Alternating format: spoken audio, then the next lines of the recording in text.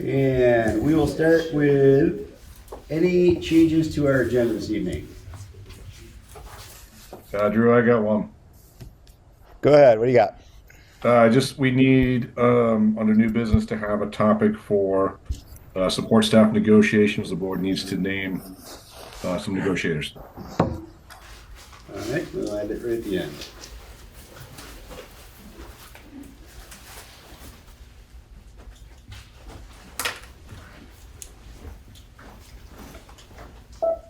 Any others?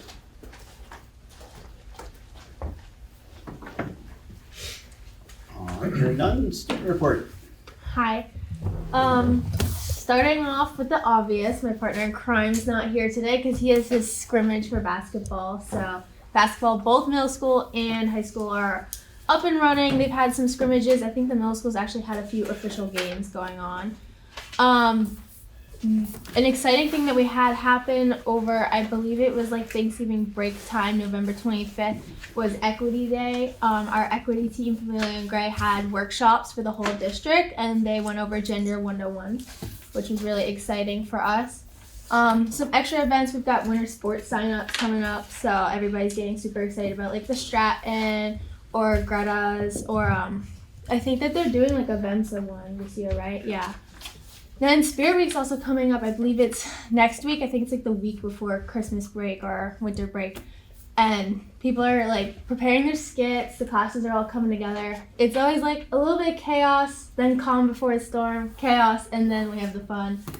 You know how it is dealing with 30 teenagers in a room trying to plan something. Intensive, we have our travel intensives. We're in like the planning itinerary sort of time. We're meeting with parents, planning fundraisers, getting everything situated. Everybody's getting super excited about that too. Our honors clubs for NHS, as you can see the boxes over there, we kicked off our project Feed the Thousands. So boxes are found all around schools and local like community shops. This will be going until right before Christmas break again, so people can donate, and all donations go to the local food shelves. Theater is having some very exciting things. They had their Latin performance like before Thanksgiving break. It was great. Maxon, my partner in crime, was also Aladdin. But most excitingly, they had their Thespian Society open up. It was established for the first time at Leland and Gray. The ceremony was in the town hall, and they had 9 people inducted. These are meetings now, commonly seen in the library. I see them like all the time when I'm in there studying. They're working at it. They are busy. And their preparation for the one-act play has begun. So super exciting, the 17th and 18th this month. They're having auditions, and then the festival's in March, and this is the first time ever that it's hosted by Leland Gray. Somehow we're going to fit 4 to 5 schools in Dutton. Don't really know, but you know what? Let's dream big. And then band and chorus, we're prepping for district jazz and high school choir. They already had concert band middle school districts, so that's really exciting. It's like an honors band sort of deal. They're also prepping for auditions for New England's, which will only be 2 students auditioning this year, so hopefully they get it. That's a big reach. And they're also prepping for their pep band because basketball season started. So that's all I got. Thank you. That's a lot. Wow, thorough. Questions?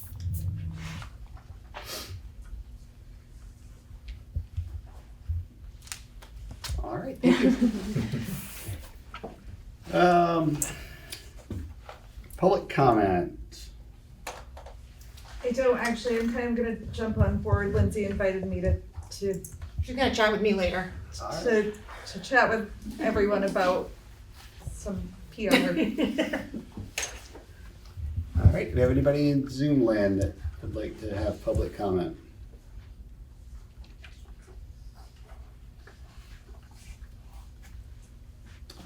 All right. See, Joe, we're moving right through the agenda. Sure, you're doing great. All right, old business. So, Lindsay, you want to start with our family survey? Bob, do you want to update We'll call it that? current business. The survey is out. I think it's wrapping up shortly, if not already. There was a second survey we used for the home study families.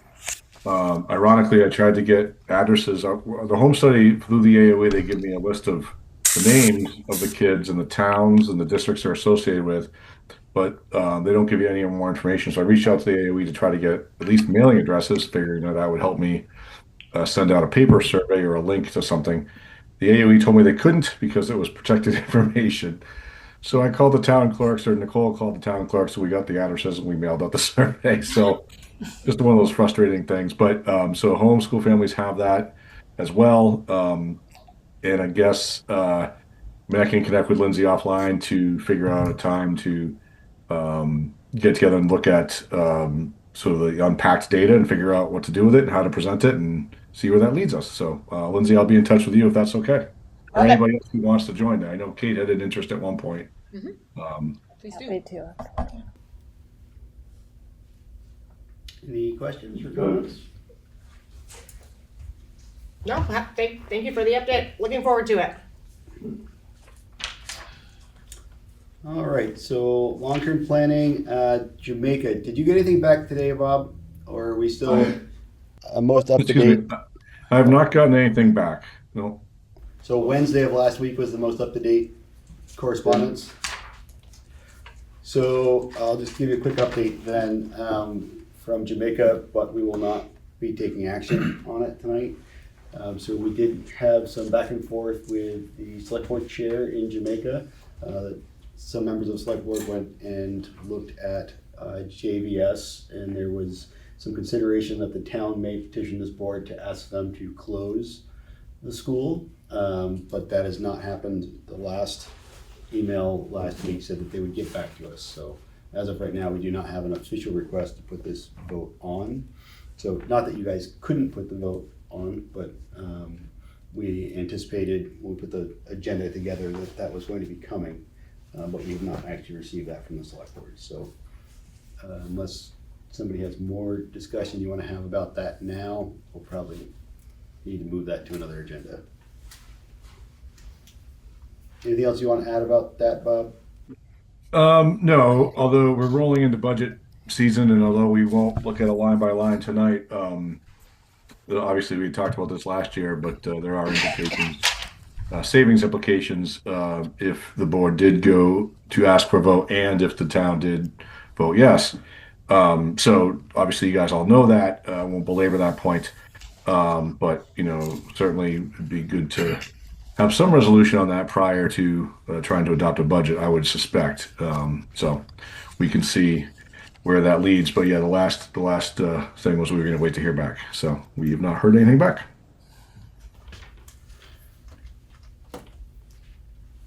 Okay. Any implications in waiting until our next board meeting in terms of timing, if we were to want to move ahead with that? I think because you guys are relatively early in the month in January, if you decide to move at that point to ask the question, it strikes me that is probably more than enough time to get it on a town meeting agenda for Jamaica if they were so inclined to do it at town meeting. So I think that would be the next opportunity. I think that was plenty of time, and our budget would need to get adopted soon in that ballpark too, but we can work with a couple different drafts, and that's an easy in and out. I think you'd want to have some stipulations around what that would mean if you did, and if they did say yes. For example, are you continuing with 2 rooms? Are you going to 1 room and not having 3-year-olds? That kind of a question I think you'd have to answer maybe prior, just to have a plan A and plan B as far as budget development goes. But you don't have to do that right now, I don't think. Don't we need 45 days to It'd warn? be 30 to 45 days from the warning. And so if we were warning it, I don't know what the first meeting in January 12th. So 30 days would be, going into February, mid-February, and their town meeting would be in March. So you'd be within that window. You'd be all set with that. But when do we have to warn the vote for the school budget? When do we have to decide on an expenditure budget that we're putting on a warning? Yeah, as far as that goes, it is probably into early February, because you would have you moved your thing back a week or something like that into first of April. So you'd have a little bit of wiggle room as well. So you may not know the result of their meeting vote if it's on town meeting day prior to you warning a vote, but you would know what you're shooting for, and we can get into more detail about which budget and what would be included in it and what your contingencies would be as we get closer to that. But yeah, step one is really deciding A, are you going to ask them, and then and then B, if you are going to ask them to close, what do you want to do with 3-year-olds or 2 rooms versus 1 room, and then from there we can figure out which budget we're moving forward with.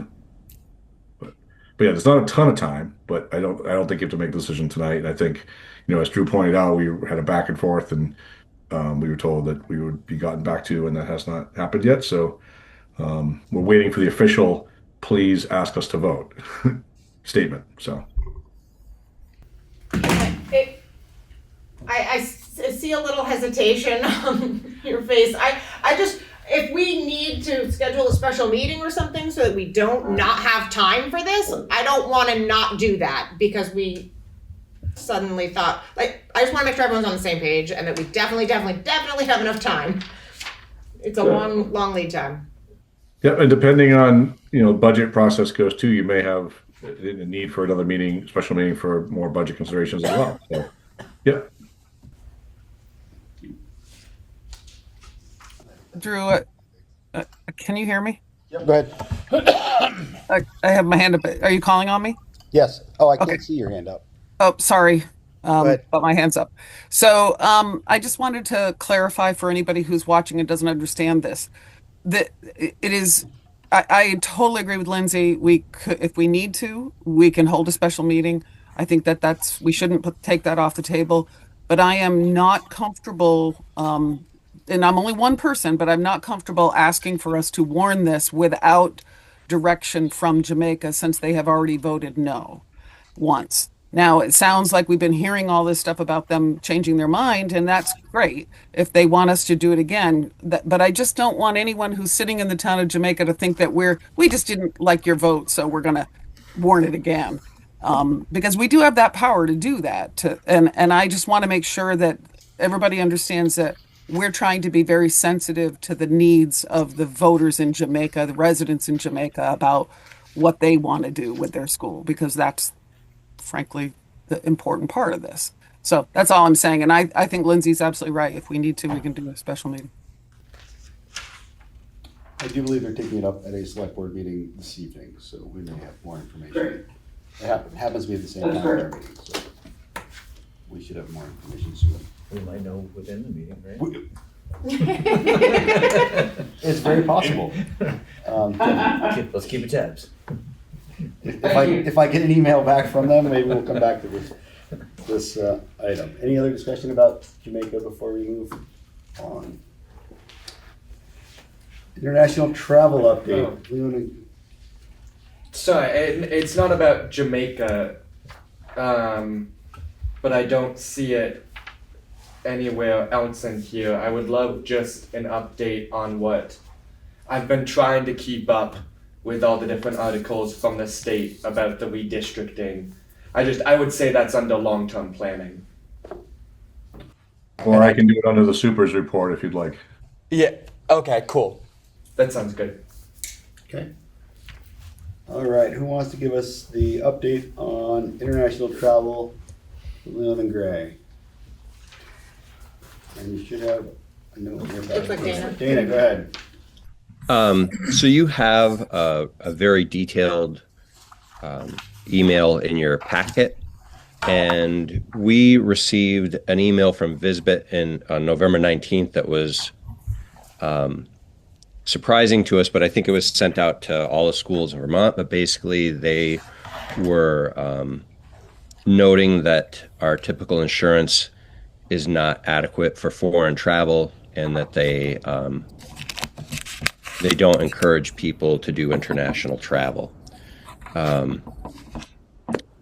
We did research in the travel advisories and found that for where we're going, London, Belize, the areas of China, there are no elevated risks to the area that our students are going.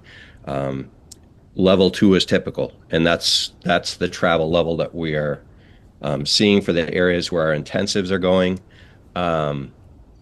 Bob and Heidi investigated the insurance aspect and found a company that would provide commercial insurance for foreign travel, and that the rough estimate was like $2,500 to $3,000 to cover our trips, and we're pursuing that. So we're really just notifying you that this email was received from Visbit, and that doing our research, we don't see any reason not to engage with international travel, and we also are increasing our international travel insurance. Bob, you can jump in too if you want. No, that you covered it well. Just as simple as that. Like our liability, we would be exposed if we didn't add this rider for these international travel plans that we're doing, and with a new person running the intensives this year from last year, we just had a sort of a quick gap of knowledge that we didn't know about. I didn't know about, and so I kind of got Dana all worked up, and then turns out Heidi told us, oh yeah, we did this last year too. So. So yeah, it's just something to alert you guys to. But since there was a travel element, we figured we would just mention it. The old Leland and Gray board used to have a policy of informing the Board of International Travel, but the West River board does not have that policy. So we aren't required to, but I think it's obviously a good thing to do so. So here we are.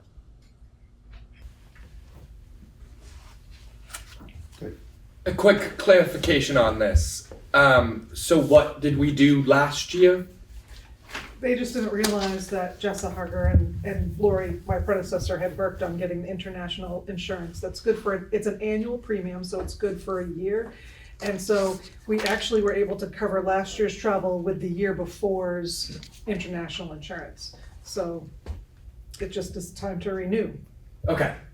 So it's not a new insurance, it's just that these trips are a little bit different. They're happening more often, and I think our insurance company wanted to make sure it sent it out to all schools, that to be very clear. I don't know if they've had an incident where someone went without international travel, but it was on my radar to get it before the trips went out anyway. Yeah. Cool, thank you.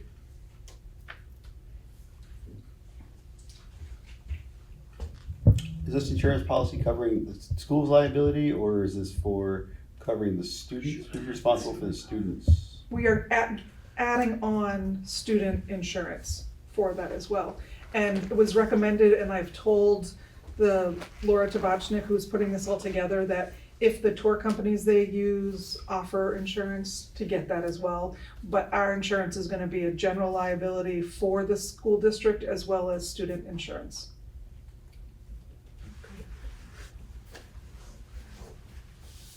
Any other questions or comments? I would just say one thing, just to be super clear, what it's not is travel insurance if there was a cancellation, I don't believe. Correct. It's trip interruption. Yeah, that's something separate. So this is just in case anything happens, and there's coverages of different levels, but we're taking the standard coverage on everything. You've been watching the influenza outbreak in China again? No? No. You should. Vaccinations are good. It's a new strain. All right, anything else on that? Yes. Oh, Lindsay, PR? So this came up, I've been having some conversations with several different people in the community, as well as some staff members in the district, just sort of personally, really over the last several months.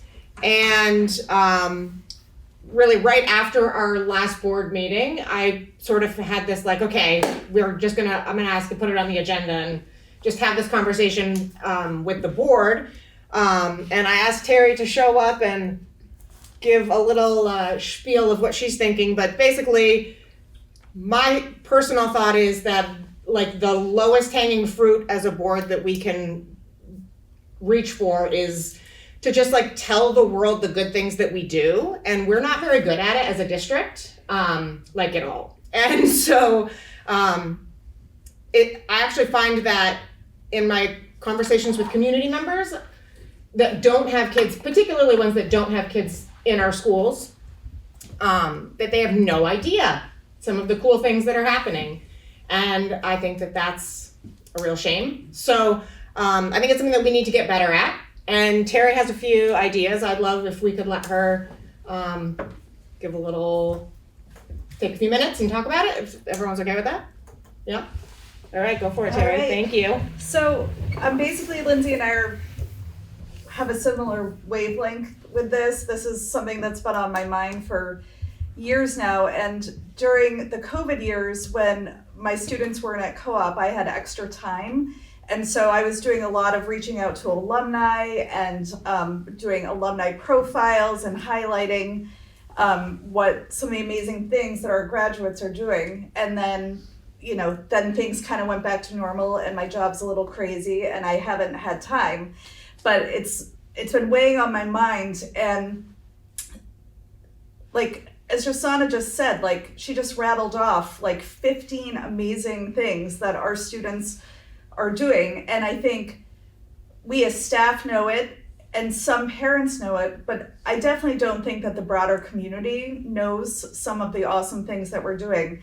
And that is highlighted, I think a few years ago at a board meeting, somebody asked, why is Leland and Gray not doing work-based learning? And it's like, oh my God, like we are doing that, but clearly we're not getting our message across. And so I had approached a couple other staff members to see if anybody was willing to kind of help me do something about it. Obviously I'm focusing on Leland and Gray, but maybe there's a way that we can collaborate with the other schools. But it's promoting, marketing, and really even recruitment, because there are schools that have choice. And do we not want some of those students to be choosing to come here? And so basically, we understand that the district cannot afford a PR team, a marketing team. We don't have the funds. There are schools like Burton that they have like an entire staff and that's what they do. We can't do that, but that doesn't mean that we can't do something. And so there's currently a group of staff members at Leland and Gray that are willing to organize and disseminate information around successes. This is totally in the developing stages, and we were actually going to meet last week for our first meeting just to kind of like try to pull some ideas together, and then we had a snow day. So we're open to working on a district level with our elementary school colleagues. Obviously, in order to accomplish this, we would need some support from the board or some direction on how that would work. Who would be involved? Do we have board buy-in? Is there somebody at the district office that's willing to sort of support this or help? And any alumni that we could pull in. Things that we had talked about are like, how are we spreading the word to community members and not just families? Right now, the Leland and Gray Facebook page is a bit defunct. There's an issue with the password ever since Jessa and Jenna left. And so like, we don't even have things on our Facebook page for like months now. Then, we were thinking like, one of the people that's willing to help is Max, who is the substitute librarian, and he is young and tech savvy and totally on board. So I had talked to him about like, what about an Instagram? Like, I'm old, I don't know some of this technology, but Max does, and he's totally on board. So we were thinking Instagram, the local newsletters. I think we do have an Instagram. I don't know if it's like official, but I know students run it, and it's for like all like our sports and theater and events and stuff. So see, like these are things I don't even know because I'm not, there's local newsletters, more newspaper articles. Each school I think has some form of electronic communication. So could we not be sharing information? Like, could some of our highlights not go into the elementary school newsletters and vice versa? And then continue with the student-driven articles. Like we have the Rebel Rooster, which is great. And we have a journalism class. And so could we not be sharing that information and getting more student involvement? And then the only other thing we've really discussed is what we want to highlight, and that includes theater, music, sports, the intensives, co-op, some of our whatever other work-based learning opportunities, and then things like individual student success stories, staff success stories, the unique features of our school, alumni featuring alumni, because we have graduates all over the world doing amazing things, and then fundraising efforts.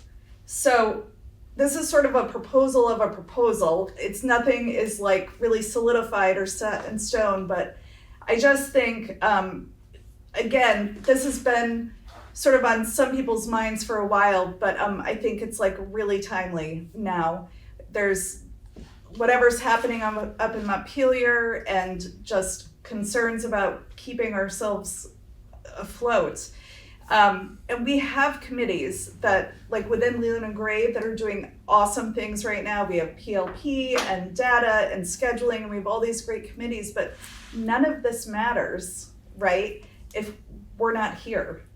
And one of the ways I feel like we're gonna stay here is by spreading the word and letting people know what our students are doing, because I'm here in the building, and so I'm seeing amazing things every single day, you know, and I'm hearing from alumni every single day. I ran into a student this afternoon who's like literally joining the circus, you know, and like she's doing amazing, and she's headed down to New York City for a some kind of circus performance. Like, our kids are doing amazing things, but I know it, and some of you guys know it, but like the world out there doesn't know it, and I just feel like it's time to pull something together so that we can do a better job. So that's my spiel, my proposal of a proposal. And again, I don't have all the details worked out, but I am on board. Carly Sanderson is on board. Max is on board, and Beth Wells. So, and I haven't even, this was just us in casual conversation, so it hasn't even been put out to the Leland and Gray staff. Like, is anybody else really interested? But the four of us just in conversation, like, we're definitely on board to do something. But obviously I'm focused on Leland and Gray, but maybe we're looking at maybe it's more of a district-wide effort. So. Thank you. You're welcome. So I really do think that it's something that we have not focused on. We talk about it frequently, we actually talk about how we're not good at it, right? That's what we talk about. And so like, I just feel like there's people out there that are like open and willing to doing the work, and it's just a real shame if we don't harness that and provide support in making that happen. So again, I don't know if there's anything that we as a board can do to help support that, or, you know, Dana and Bob, if there's anything within the school, but I just feel like it's really important, and I would love to have everybody else's thoughts on how we can make that more of a priority for all of us. Bob. A number of years ago, you guys put in the budget some stipends for people to manage social media accounts to basically do that work. And there was one at each of the 3 elementary schools at the time and 2 at Leland and Gray. And then a couple of years ago, I think I'll say it fell out of the budget. I'm not sure if it was a conscious decision or not, but is no longer in the budget. And so that's one of the challenges. People have stopped seeing it as part of their job per se. I love the idea of people doing it, just a group of people who are interested. And I think you get some alumni in that group, and people who are, youthful and have ideas, and people like Terry who just like do everything. So I think that's great. I do know that there was a time which you guys did have some money in the budget, and I don't remember the total of it. It might have been 12 or 15 grand total that you would set aside to do that. So just so you know, that was in there at one point. It's no longer in the budget at this time.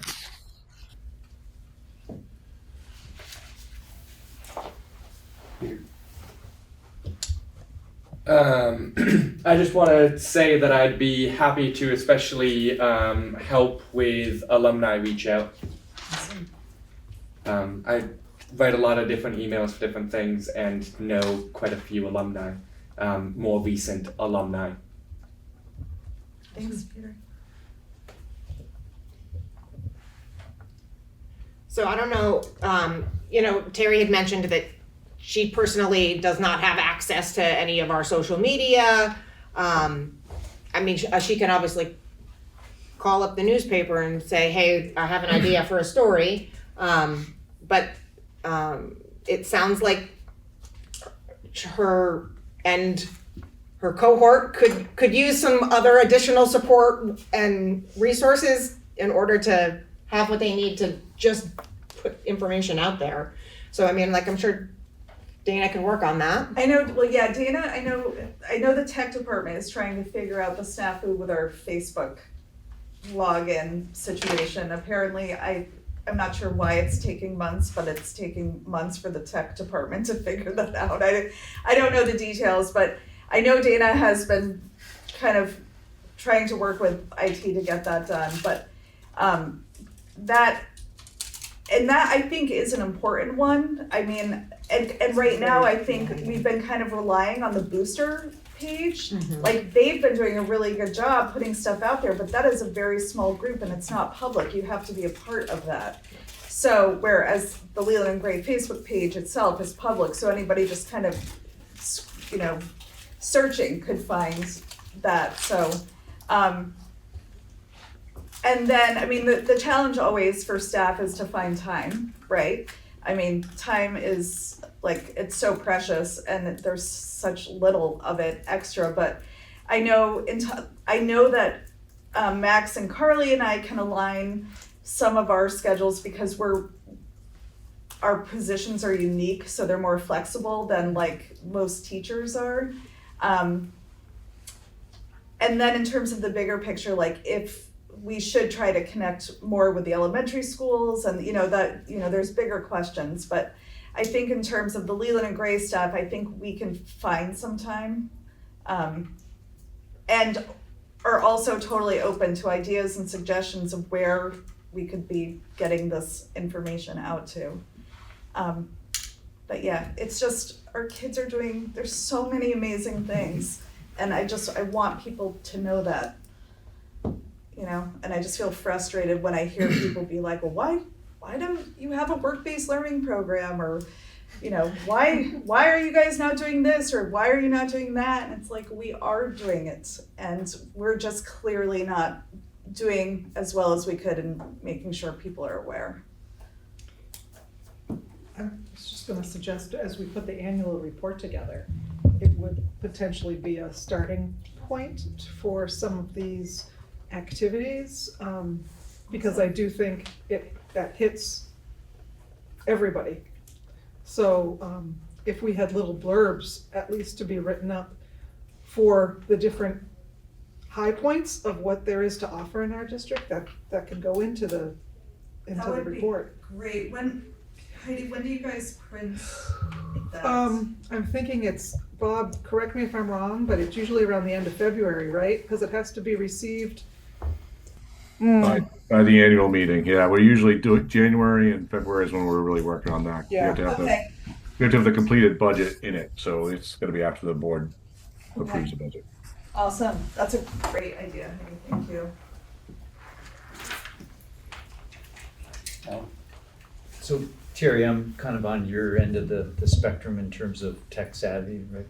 So I've been told at work that what works really well is quick little videos, 5 to 10 second videos with a nice tagline, and then the option to dig deeper into it, like a link to, hey, want to learn more about work-based learning or something like that.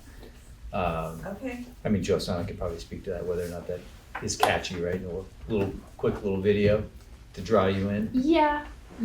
I run my work's Facebook page and all their socials, so usually you want some videos, but also some pictures for the people who don't want to, they're kind of lazy on social media and they don't want to watch that video. And you do want to keep things short, so. Yeah, short, keyword. Yeah, 15 seconds maybe for a video.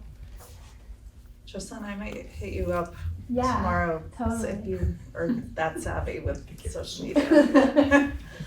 Let the students lead the project. Yeah, I mean, Yeah. that's, Be an awesome Perfect. PDF.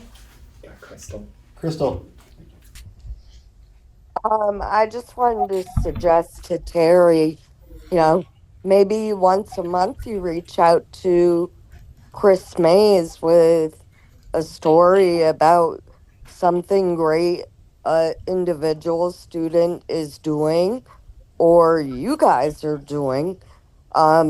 Because I was pretty impressed that Kylie did, I don't know what you call it, co op or whatever, in sixth grade at Grace Cottage. And nobody knows that except for us. yeah, definitely. That's exactly. I mean, I wonder if we could even talk to the reformer about getting like a little section, like, Leland, like rebel report, or I don't know, something that like on a regular basis, there's just something in there. That's a great idea, Crystal. Thank you.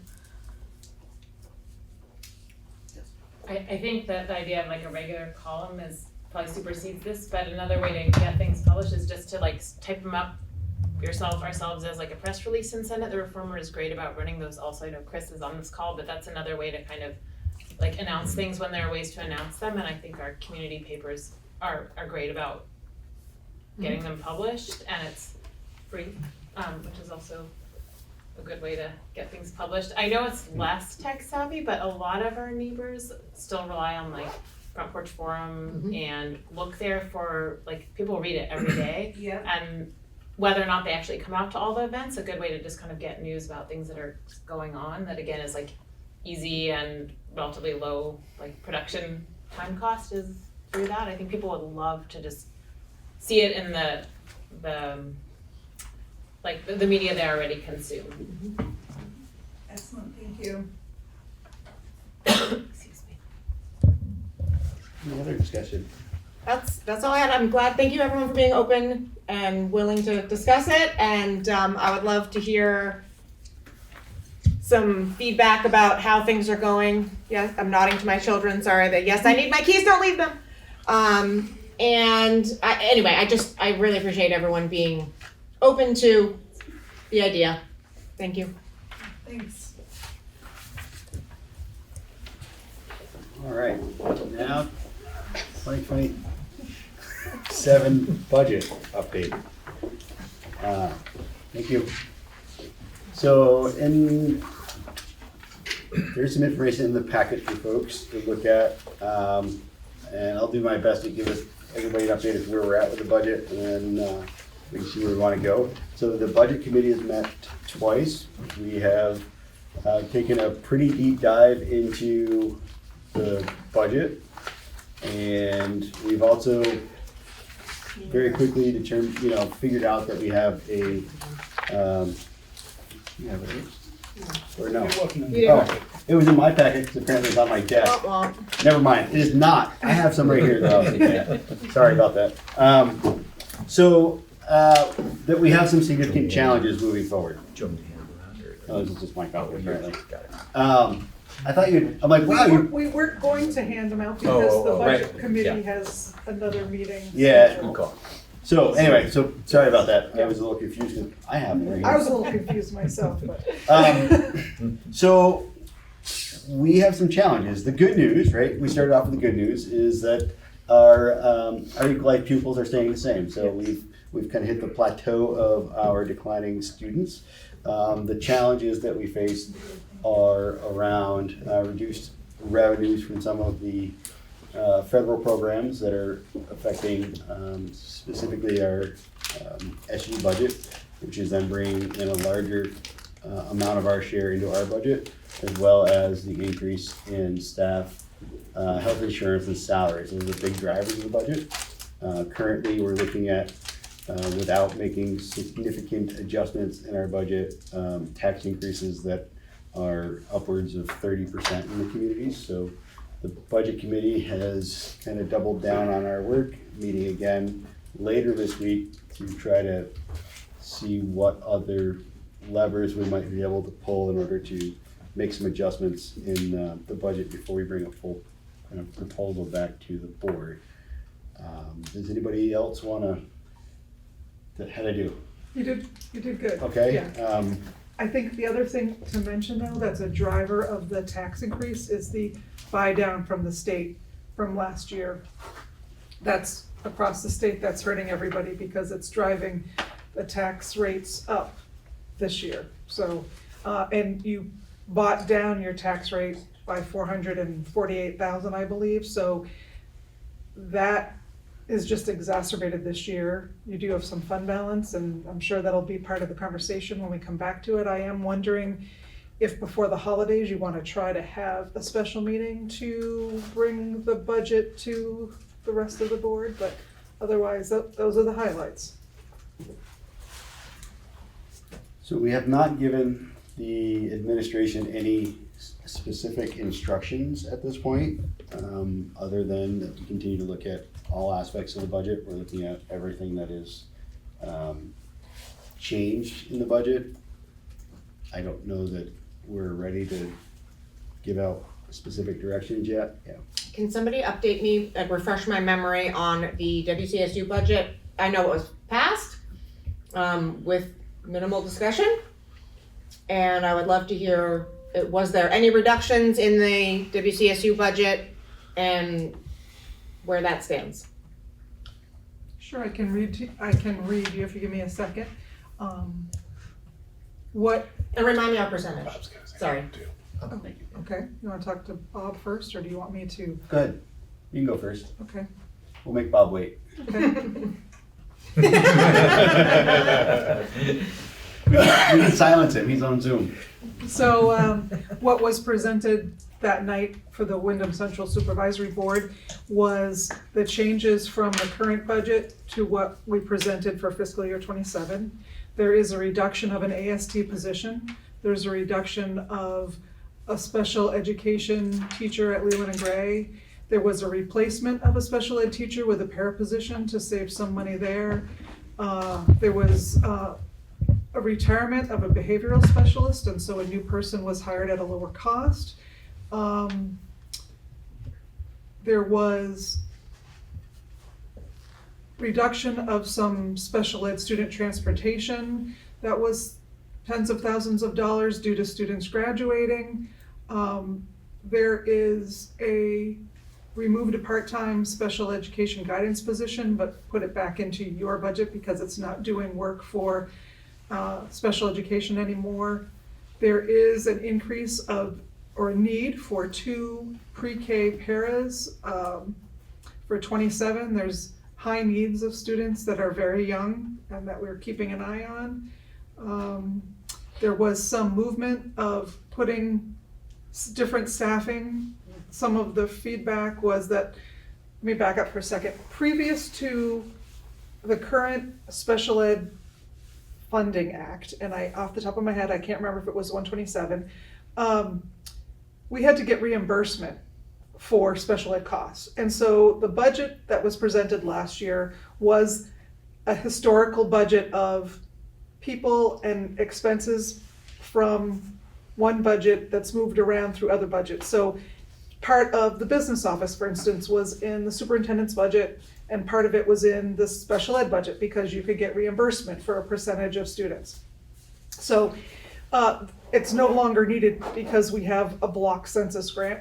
So we really worked hard on moving positions into one budget so that there wasn't confusion going forward. That I hope has made it clear going forward on how much positions cost and where they are located. We did reduce 4 budgets into 2. The fee-for-service budget has been sort of eliminated, and it's what's left is just part of the supers budget. Technology is part of the supers, or I'm sorry, the general fund budget is what it's now referred to. And then the pre-K special ed was separate than the regular special ed, but it is now one budget. So you have a general fund budget and you have an MTSS budget. So those were the highlights of some of the reductions or changes. There was an increase in general salaries across the board, I'm sorry, at 5%, and the increase of all the health insurance was 7.4%. I did also make a notation that my software system did not fund the unemployment correctly. So unemployment looks like a large increase because I didn't catch it last year and I caught it this year. So obviously we're paying what we need to pay, but it's going to be over budget and the correction is made for 27. Those are the overviews. What's the net, like what's the overall increase? The increase of the general fund budget, let me go down here so I'm accurate, is 10.4%, but you have to remember that that is with some things added. For instance, transportation is in there, which gets divided out to River Valley and West River because the contract is through the SU and it was used to be in the fee for service. So if you look at the allocations, let me just pull up the allocations. West River's allocations, the general fund assessment went up 4%. The MTSS assessment went up 18%. And then for the percent increase in across the board in staffing, that's in those budgets? That is in those budgets. I'm not quite sure how to answer that. Explain what you asked. You said there was a 5% increase in across the budget. Across the board. Yep, and so I can tell you what that overall increase is. Is that what you're asking? Yeah, I want to make sure that that increase is in the numbers that you're telling me. It's not in addition to. Yes, no, it's not in addition. The overall salary increases is a total of $278,627. That's for all the staff within the entire SU and MTSS budget.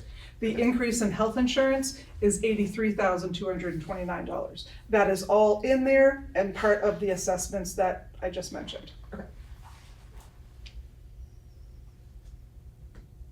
And one more last question, sorry. What of all those we pay about what percentage of all of those? Because I know that's the whole SU, so we are half, more than half. You are, I just want to get half, the right? percentage correct. You are 65%. 65. Okay. All right, Bob, we'll let you speak now. So one thing that we had a brief discussion in the budget committee about, and I've had some further conversation with a few assorted people, and but I've not done anything with this yet because I felt like it needed to be a board. The board needed to authorize me to explore it minimally. Would be whether or not we want to consider exploring the potential for any buyouts that may help, retirement incentives or whatever you want to call them. That if it was something the board wanted me to explore as part of this budget development system, I wouldn't want to go on any further and looking into it without the board saying, yeah, go ahead and look into it. Doesn't mean we're offering it. We're just exploring it and coming back with maybe an idea to the board.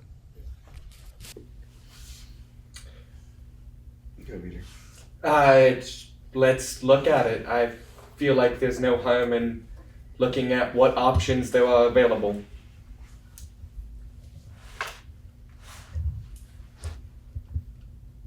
I mean, I would rather that than cutting English class. So yeah, let's look. Whoops.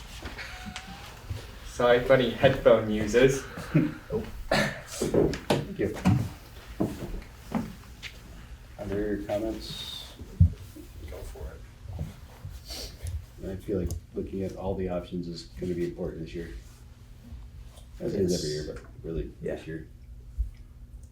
I guess I do want to go back to the SU budget question. As everybody in the room knows, I am pretty critical of the budgets, and I like to dig into them and look as closely as I can. The format of this year's SU budget is greatly improved over previous years as far as the available information in the budget. So if you're looking for the budget information online, I'm assuming all the documents we saw are there.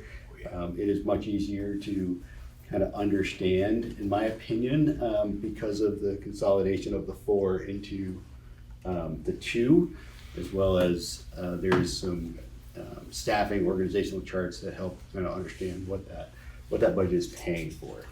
So there, I said, I think as far as understanding what we're paying for, I think it's much better than I've seen previously. Yeah. And I would say next year, and Heidi can attest to this, you're gonna have a clear comparison Yes. down to 2 budgets. You'll Yes. see this year, last year. Difficult to go from 4 to 2 budgets. So, It was certainly, you weren't comparing, the bottom lines were still comparable, but it was a little confusing because of the numbers that go up and down Yeah. across the specific it'll be so lines. clean next year. Yeah. So the one thing I will still add, I did not vote in favor of the budget, and I still believe that we should not be approving the SU budget until after we've had an opportunity to see this budget, for the very reason that we're gonna be talking about with these massive increases and the potential need to cut services. So I would be shocked if we get to the end of our budget discussion without needing to discuss the services that we receive through the SU budget again, because these numbers are just so massive. But that's just my opinion. We'll see where the conversation goes, but I think it's gonna be very difficult for us to, what we're looking at is about $600,000, I think, in additional SU spending that comes out of our budget, that being able to pay that at the same time as we look at other either program reductions or staff reductions within. It's about 500,000.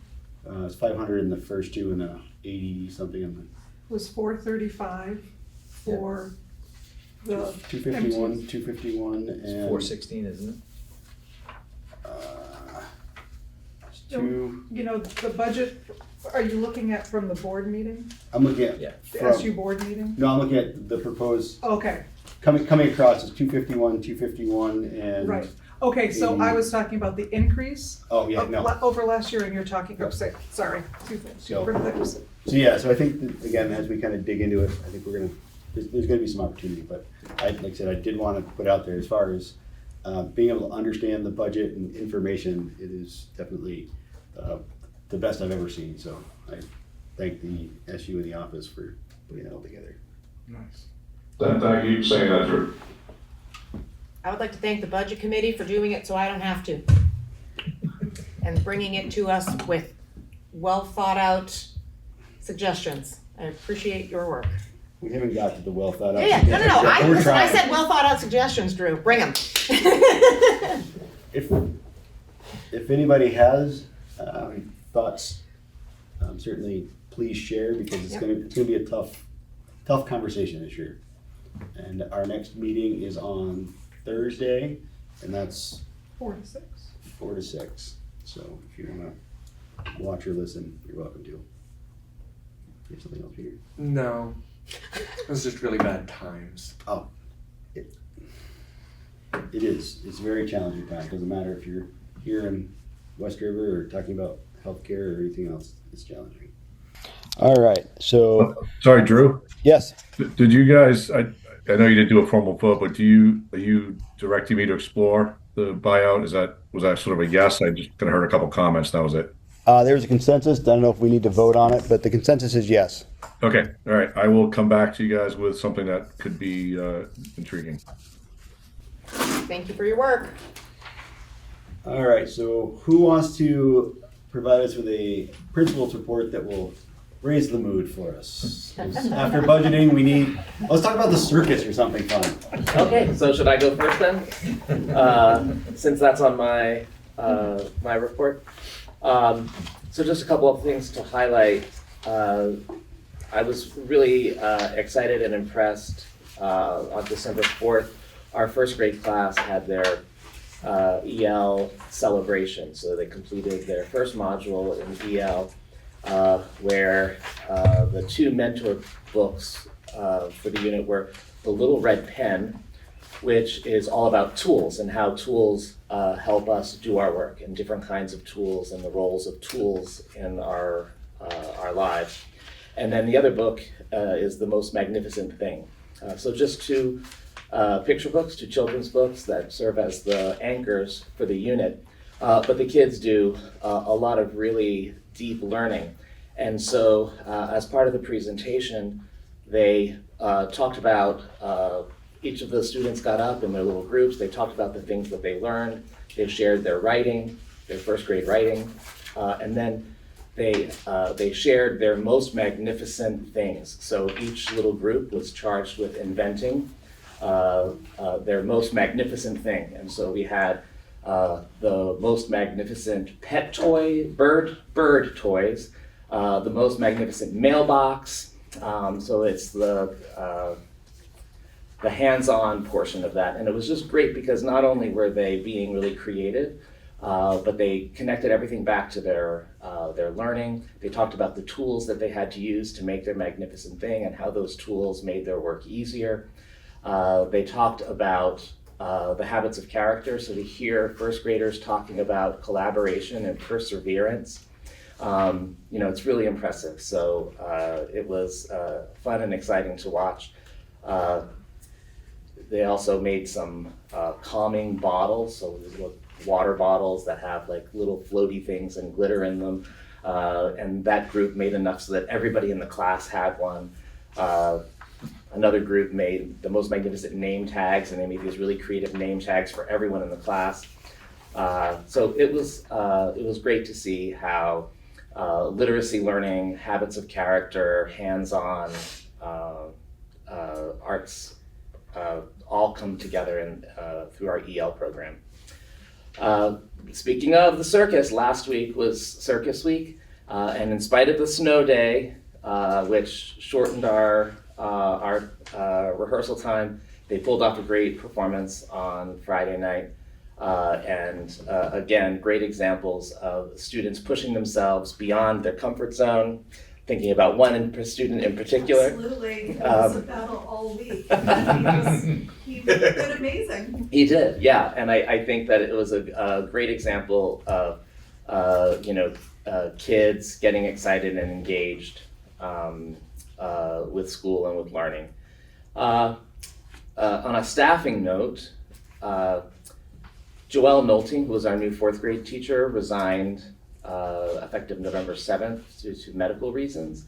And we launched a search for a new teacher. In the meantime, I want to just acknowledge Chris Jers and Bethany Barton, who really stepped up to help out and keep consistency going. So in addition to teaching their own classes, the fifth grade and third grade classes, they each took on the burden of planning the lessons for the fourth grade class.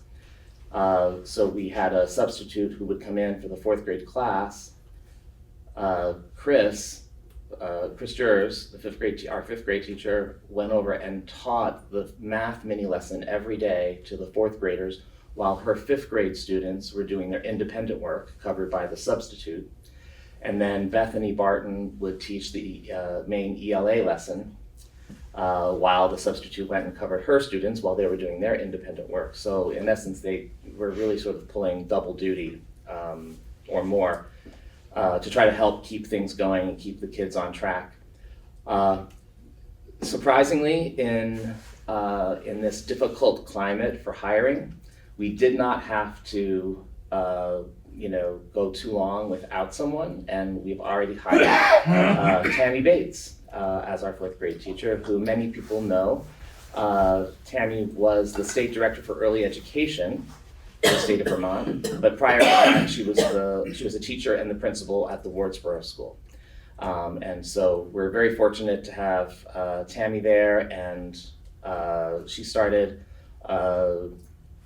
December 1st. So just a little over a week, and she's doing really well, and it feels like things are back on track and moving forward. So we're really appreciative to Tammy and also to Chris and Bethany for their support during that transition time.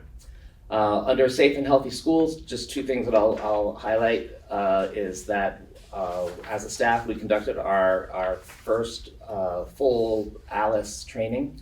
So those of us who attended the Train the Trainer training last year for ALICE, which is the emergency response for like an intruder or something. It stands for Alert, Lockdown, Inform, Counter, Evacuate. Sort of more of an options-based response versus just a lockdown approach. So we were trained last year, and then we launched the training with the full staff just last week during the half day, and that was very well received, and I think a lot of people felt really empowered and felt really good about the training.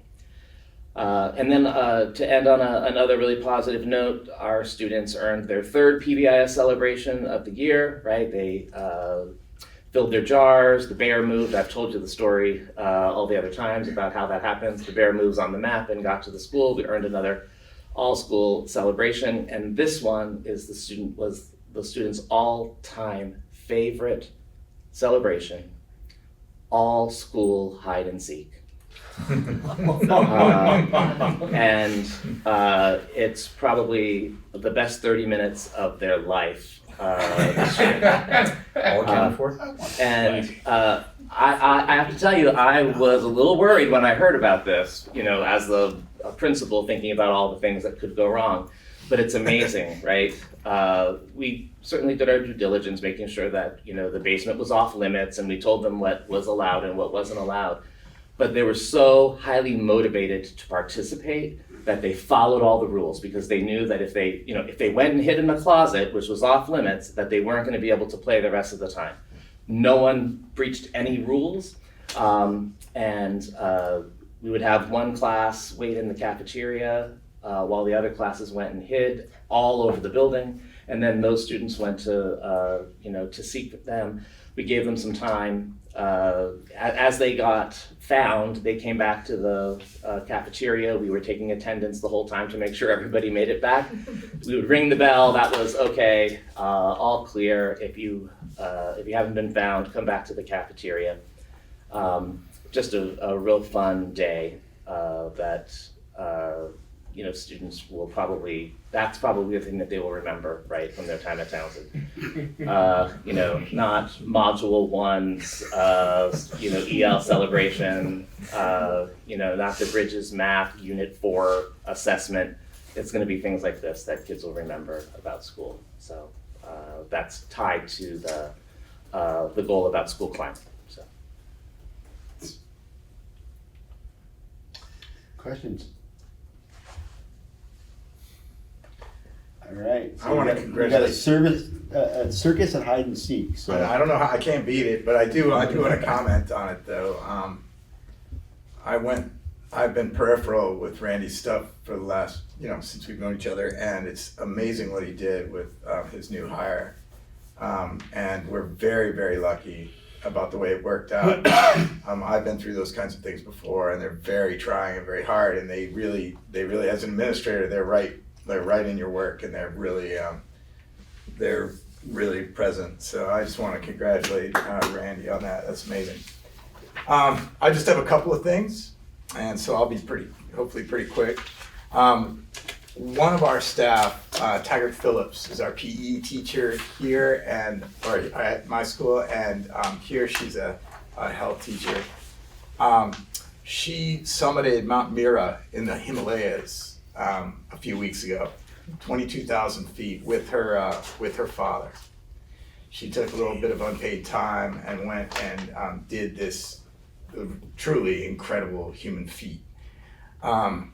My staff and everybody, we're so proud of her. She said, the trip challenged me in the best ways, and I'm excited to be to bring renewed confidence and strengthened growth mindset back to my teaching. I feel energized and ready to apply what I learned about perseverance, patience, and pushing through discomfort into my work with our students.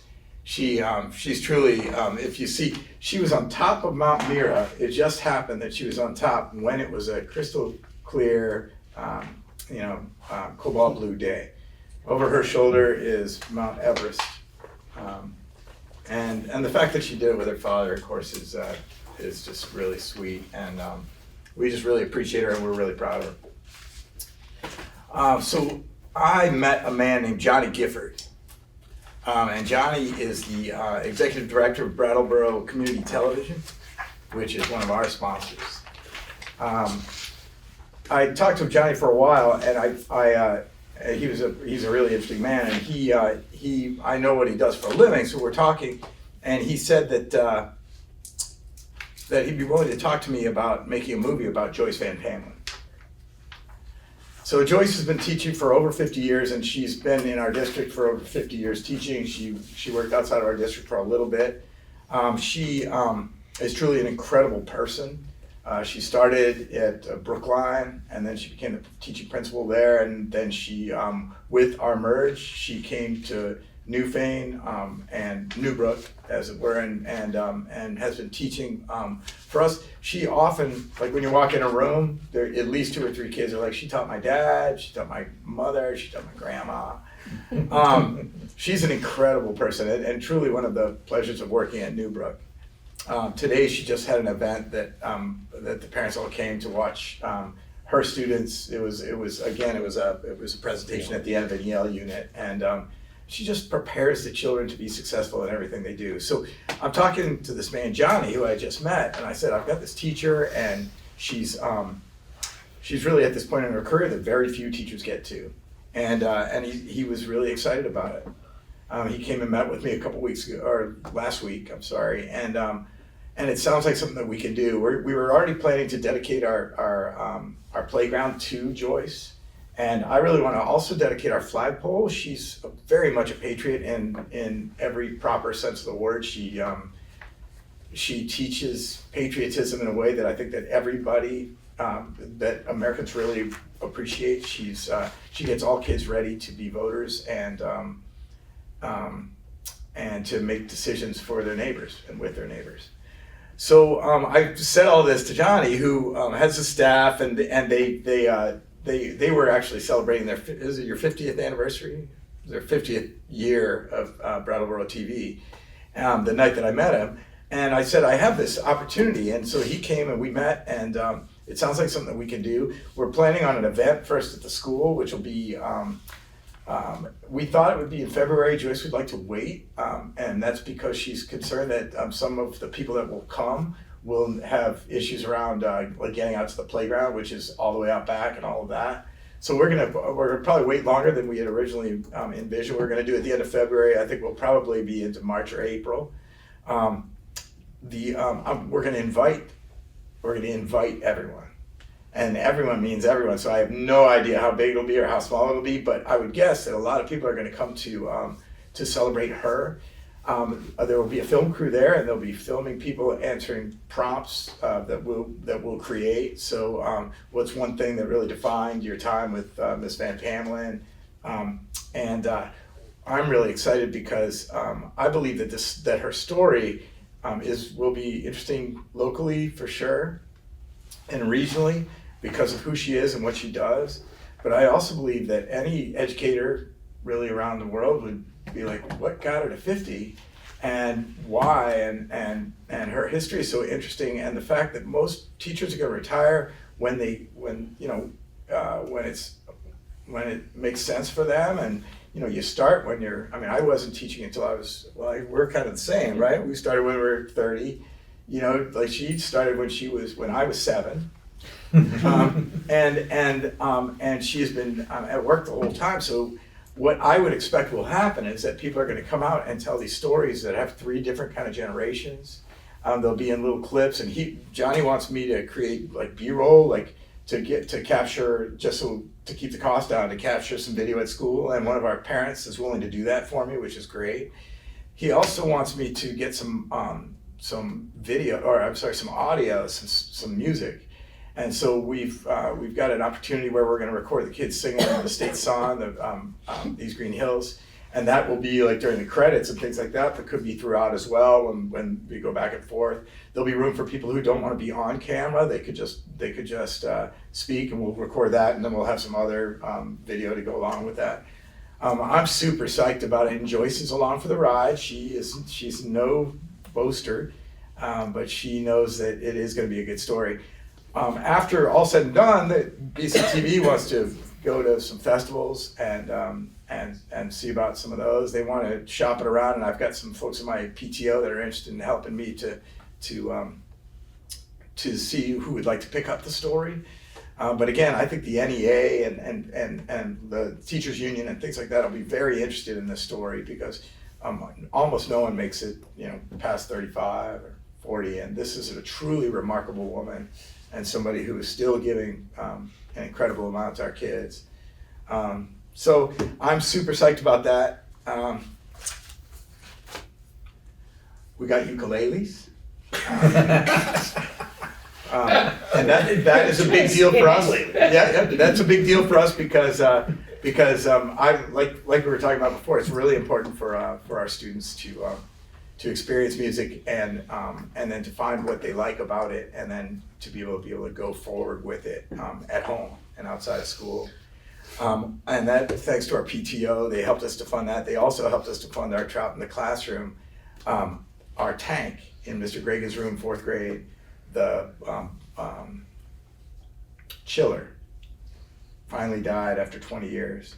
And it was really expensive, and they were able to help us with it, so we just got a new chiller, and Mr. Gregan's really stoked because we're going to be able to move along with our Trout in the Classroom and get our trout at the end of December. So that's what I have. I would love if the board would consider maybe a couple of you would come to the event when we have it, because I'm sure you'll have things to say about Joyce and about her tenure with the SU. That's what I got. A little longer than I thought. Who said that? All right, any questions? Yeah, please just keep us apprised with the date. Yep, I will, certainly. I thought it was going to be February 20. It's not. And Joyce has been great, so I really appreciate her input on that. I was trying to move forward and get it done, and she's like, hey, maybe we could. And I said, you betcha. All right. Dana. Yeah, Scotty, can I just say that I wish you had brought up the bear at your school. The bear? Yeah, I mean, Randy's talking about the bear and the path, and like, you have a bear, like a dumpster bear. You got to bring that in next time. I mean, maybe not, but I think you missed the opportunity. I was just sharing. Like, I think the bear stories are good. Anyway. I also want to thank actually Jasana and Maxon. I've seen them over the past couple of days. They knew the board meeting was coming up, and they're like, well, we got to meet. We got to get, and I know they have a shared document, and then it was like, wait, I can't, I got a scrimmage. I can't. And it's like, but they're working together, and what a fantastic report. So thank you both. I think I see Jasana's actually gone maybe, but you can tell from the detail that they are so involved with the Leland and Gray school community, and what a fantastic report they're putting in. Going down through my report, I'm not going to touch on every detail here, but the one thing I do want to bring up that you folks are always interested in is that on January 5th, the scheduling group is going to meet with the teacher leader committee to share out the 3 drafts for scheduling options that they have. They'll get feedback. They may decide to go back and forth. I don't know. We'll see. And then the committee will process and come up with some sort of final determination that they'll make a recommendation to me. And then we'll talk about how to get students, parents, and other stakeholders involved. But obviously we need to be moving quickly at this point. Under the continuous improvement plan, this was interesting, but it's just worth noting on our student panorama data, we had a glitch with our survey. We only ended up with roughly 30 students being able to participate. We figured out what it is, something to do with login numbers, so we can fix it for next time. But still using that data, we had 2 areas that I'd like to call out as being like wonderful under the self-management and supportive relationships. And remember, these are students reporting this, it's not teachers talking with them or anything like that. But they were both at 87% being in the positives. So 87%, and I know it's only like 30 students, but if you drag that through the rest of the school population or assume that would translate, like having 87% of supportive relationships at Leland and Gray, that the students see that with their staff, that's awesome. One area of growth was self-efficacy, their belief in their ability to take care of things and to follow their learning. Under number 2, The staff actually reviewed proposed language and formatting for the Leland and Gray Portrait of a Graduate. They followed that up with a survey at the end to guide that NEAS group in doing their work to bring the Portrait of a Graduate further along. And on the 3rd, this is interesting. The staff learned how to use NextPath to explore the LCAS results. And additionally, they reviewed, and this was through the district PD, ways to set clear learning targets, be involved with total participation techniques and cold calling also. Let's see.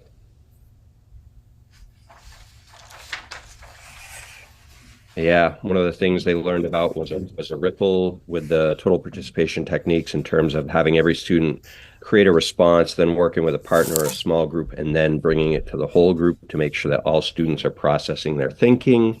And down under our MTSS goals, meetings are being held, documentation is being uploaded in appropriate places for the district. We are going to be reviewing our middle school winter interventions and making sure that we have consistent implementation. And then this is actually a big deal, and we're working on getting this routine down. On December 11th, students will be provided with time in their advisory or their homeroom to reflect on their own either STAR 360 or Ames web scores, and then do reflection and goal setting around that, which will then go into their personalized learning portfolios. So that's pretty significant in terms of a step of getting students to engage with their learning and be aware of their growth. Well, those are the basics off that. All right, questions?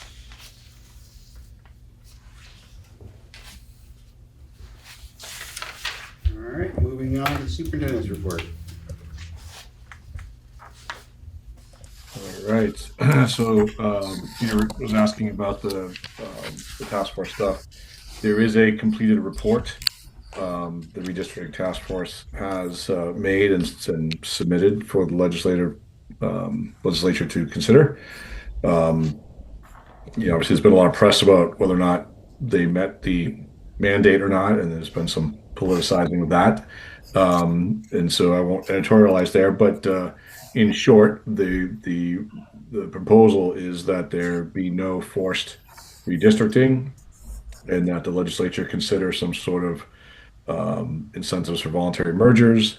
But I think, as Emily will attest, the real win out of this, even though they didn't name a map or maps per se, is that they uncovered through their process a lot of data, and some of that data was wrestled away from certain agencies, but they have data nonetheless. And so a lot is known now that wasn't known 6 months ago. And I mean, I will editorialize. Never mind. I'll just say this: there was a lot. There was so much that the timeline just didn't give them the ability to kind of pull that off in a way that was really thoughtful. Jay Badams, who's a retired superintendent who I knew, he was in my my region, who was on the force. On the task force, he spoke eloquently at one meeting about the pressure he felt around, really reimagining public education in Vermont under those timelines, with the difficulty in accessing the data and so on and so forth. And really kind of, I think, spoke for the group when he said that. And so we'll see. I mean, it really is up to the legislature now what they do with it. We've heard the governor's comments, and I'm sure we'll hear more legislatively how that all begins to play out. But I would say that the emphasis could be on voluntary type stuff. And, I think, as I mentioned to the budget committee, one of the things that what we struggle with in our SU is a real economy of scale, and that hurts us in lots of ways financially. And we've talked about this. If we added 5 kids to every grade, K to 12, we wouldn't have to add a single staff member, and yet our cost per pupil would drop because of those excess 60 or 65 kids. And so, that's a formula issue. But we are just at a really tight spot. We're too big to do certain efficiencies, and we're too small to gain a collective economy of scale. So one of the things that I've seen in watching events in Marlboro unfold, and watching enrollment challenges in Wardsboro unfold, the difference between the two seems to be that one is a district by itself and one is a district with multiple schools, a result of the merger. And my takeaway on that isn't that Marlboro's doing anything wrong or right, really. It's just a matter of the bigger your scale to a point. We don't want enormous, but the bigger your scale to a point, the more flexibility you have. And so it's just something to think about. I know Joe was representing this group on sort of the SU Act 73 group. I don't know if they've met or if Joe has anything to add to that, or if even Joe's there, because I can't really see. But it seems like mergers might be the secret. I don't know. So anyways, that's my editorial on that.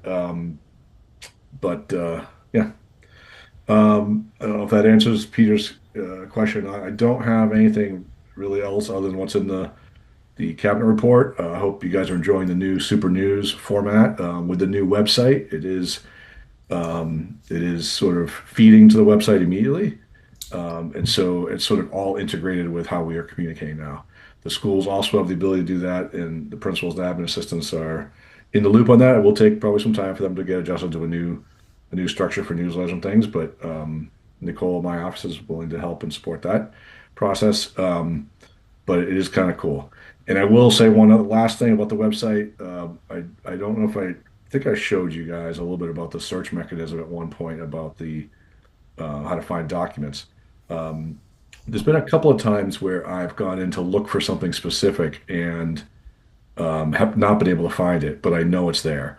And so I have been working with IT to finesse that. So if you notice, if you're struggling to find a particular document or a search string isn't working for you, please let me know that, because there are a few challenges as we went live with that we're finding. I was looking for one district's minutes from a certain year, and I narrowed the scope and search and didn't get any. I'm like, but it had to do with the naming mechanisms. Anyways, just let me know if you're searching and you're having trouble finding things. So that's all I got.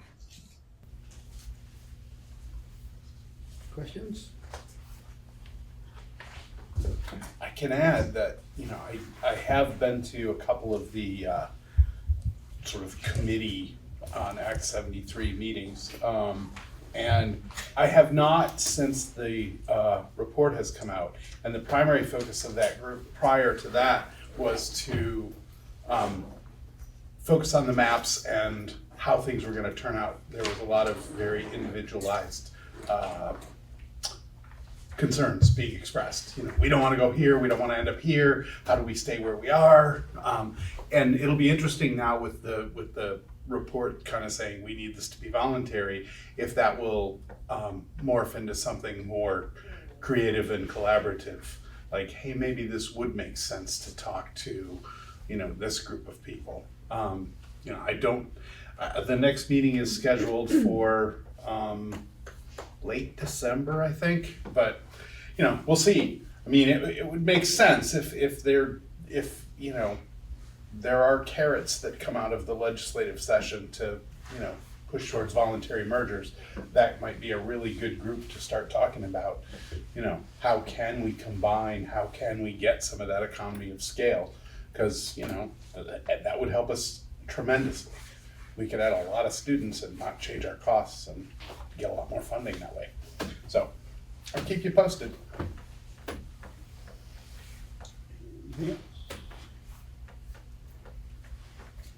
All right, anybody want to make a motion to approve the minutes? I make a motion to approve the minutes of November 11/10. 11/10/2025. Do you have a second? I'll second it. All right, any discussion or corrections? Hearing none, all those in favor? Aye. Aye. Aye. Aye. Opposed? Motion carries. Correspondence, the only correspondence I'm aware of is what we talked about with Jamaica, back and forth. Anybody else have any correspondence? All right. Anything from them? I just checked. I did just look to see if they had sent, they still have not sent us anything. Financials, do you wanna? I'll make a motion to approve pay order 33 in the amount of $1,531,302.72. Pay order 34 in the amount of $246.17. Pay order 36 in the amount of $10,709.21. And pay order 37 in the amount of $37,000.20. Grand total is $1,578,258.30. Second. I'll second it. Motion and a second. We have discussion, questions? All right, hearing none. All those in favor? Aye. Aye. Opposed? Motion carries.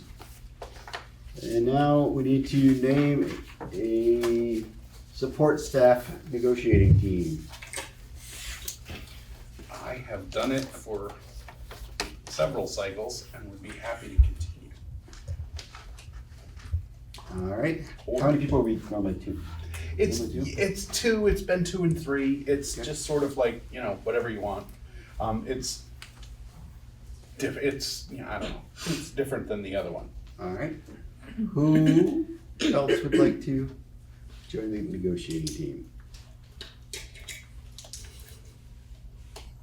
Who's not Well, I here? can do it if you do it under Zoom.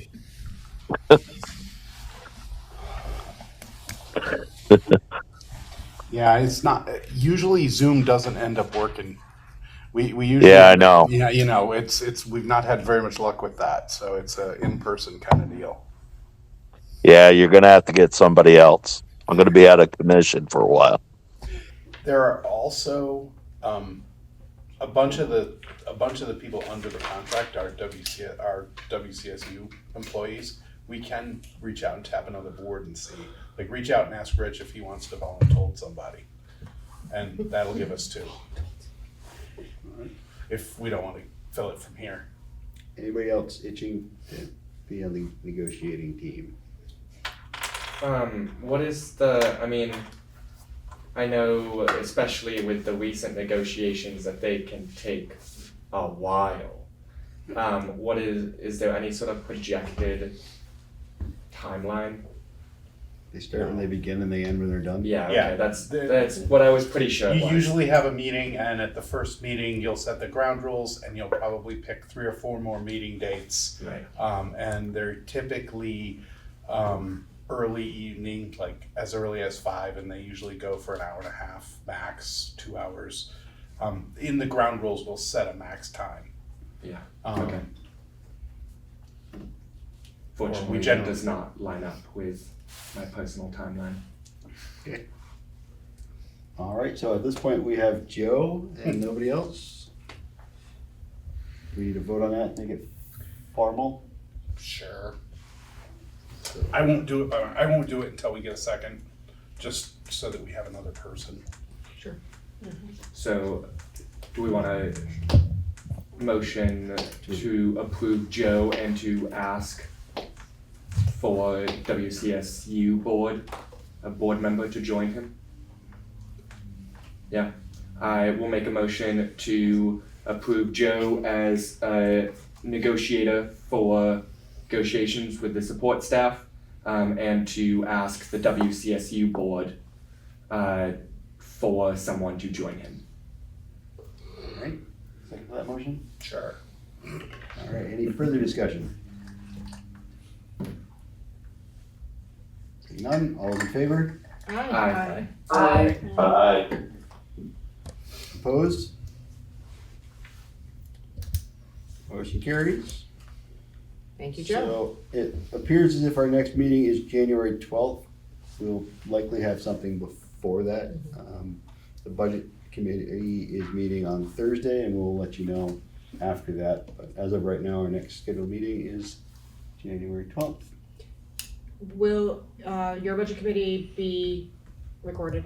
Well, can I? They are recorded. Yeah, can you send the link to everybody so I don't have to look for it? Could you do that for me, pretty please? Like email it to all our board, just so I can listen? Or is it a problem if I listen, does that affect the quorum? So if you're talking listening in live, I'm talking about, yeah, if I don't talk. yeah, you'd have to make sure, well, it's a warned meeting, I guess, so I guess it's the. I think it's presence. It's okay to have the quorum. It's still presence, right? You already have a committee meeting, so. I will tell you this, that the last recording, when I ended the meeting, the recording went to save and then the computer restarted. And so I lost the recording, but it did not appear in the cloud like it's supposed to, but we do have minutes coming out shortly. Okay. Is there a problem with more of us listen to warned meetings? It seems counterproductive to me that we can't, especially on budget meetings, listen. Is that a problem if they're already warned anyway? This will be warned? No, I mean, if you're warning it as a committee meeting, so I would imagine it's open to whoever wants to listen in. I would, I mean, if your intent is to simply listen and not speak, then I think you're probably good to go. You want to make sure that you're authorizing a committee to do that work. You want to let the committee do that work. Yep, for sure.